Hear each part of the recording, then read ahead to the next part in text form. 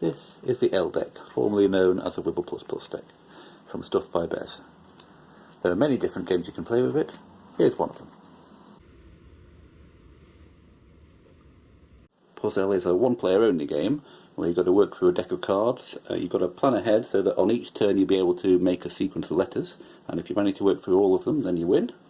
For this game, we only use half of the L deck, so I've chosen 3 of the 6 possible border patterns, the vertical, the diagonal and the triangles, and I've gone through and I've picked those cards, and the rest of the cards are not needed in this game, so they just go back in the box.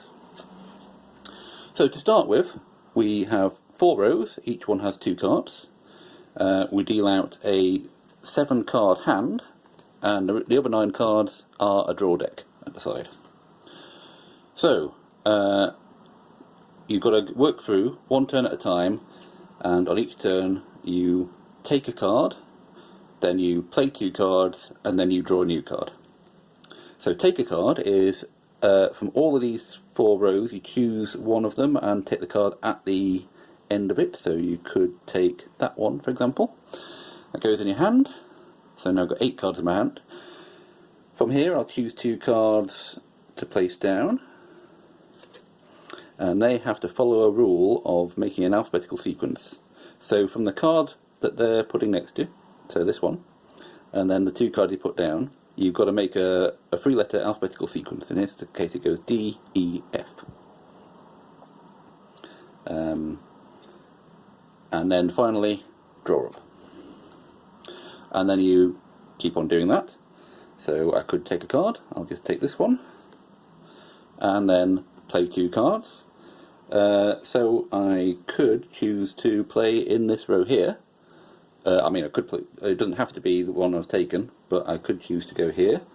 And in this case, you still play 2 cards, and they still have to follow each other alphabetically.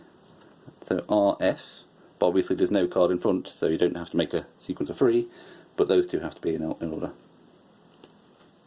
And then draw up again. So at the end of each turn you'll be drawing up a card, so you'll have 9 cards to draw from, so you'll have 9 turns in which to do this. And notice that the letters that you used on one turn are not necessarily the same letters you use on the next turn. So although I've gone, when I put these down it went D, E, F, in a future turn I could use the N from this card and go N, O, P. It doesn't have to stay the same letter all the time, you just care about the letters in each individual turn. So you keep on going until you've finished this draw pile, so let's skip ahead to the end of the game.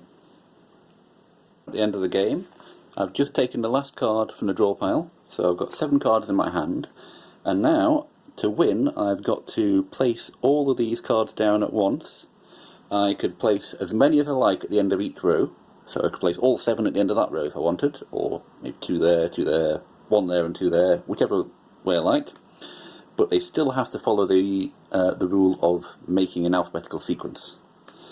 Now, I've planned this ahead, so I think I'm going to be able to do this.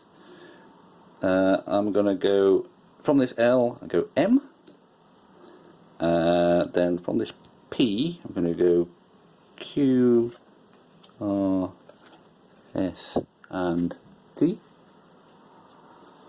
And F, G, H, and I've played out all my cards, so that is the end of the game and I've won. For this game I'd chosen the top 3 patterns from this sheet, the vertical, diagonal and triangle, but for future games it's also possible to choose any 3 of the 6 patterns. Just bear in mind that if you choose a different set of 3, you might get some different challenges.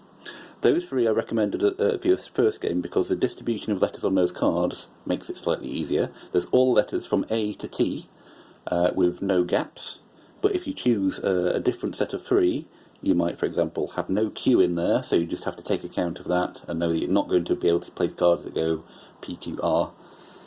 So it might make a slightly more challenging game. So if you've mastered the first game with those 3, choose a different set of patterns and see if you can do that as well. Okay, and that is Puzzell.